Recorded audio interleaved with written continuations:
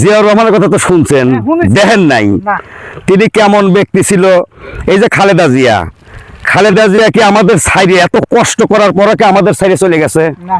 দেশ ছেড়ে গেছে কি জন্য? উনি যাইতে পারতো না? তার বাসার সামনে বালুর ট্রাকগুলি না, উনি যাইতে পারতো না? উনি যায় নাই কি জন্য? আমাদের জন্য নাকি? আমরা অনেকেই রাজনীতিম্যানদের দোষারোপ করি। এই রাজনীতিম্যান ছিল, এই রাজনীতি ব্যক্তিত্ব ছিল, রাজনীতি ছিল জন্যই আমরা স্বাধীনতা পাইছি। এই রাজনীতি ছিল জন্যই আমরা এই যে শেখ হাসিনা পরাজিত করছি।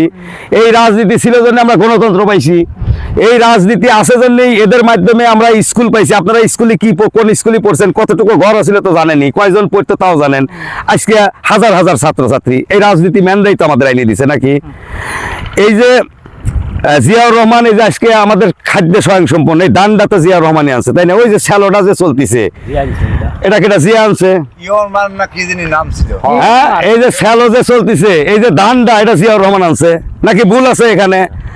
খালেদা জিয়া যখন আপনার আমার মেয়েকে বা আমাদেরকে সন্তানদের যখন বিনা বেতনে শিক্ষা দিল, তখন তো স্কুল বেড়ে ছেলের চেয়ে মেয়ে বেশি নাকি? তাই তো।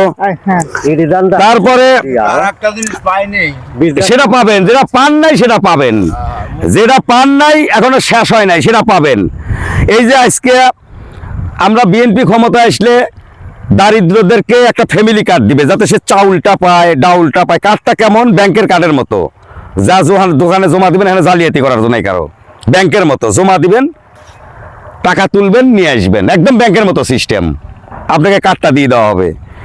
তারপরে প্রত্যেকটা পরিবার থেকে একজন করে বিদেশ নেওয়া হবে সরকারিভাবে, শুধু মানে সরকারি ফি দিয়ে।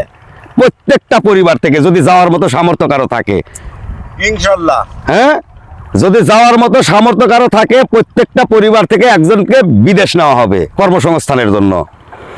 তার জন্য দেশের বিভিন্ন জায়গায় বড় বড় ট্রেনিং সেন্টার করবে, সেখানে আবার লোক কাজ করবে না, আপনার আমার ছেলেরা কাজ করবে না।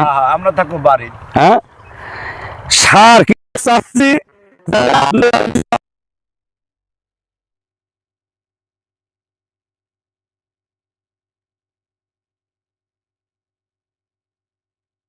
ভালো থাকেন সবাই, ভালো থাকেন।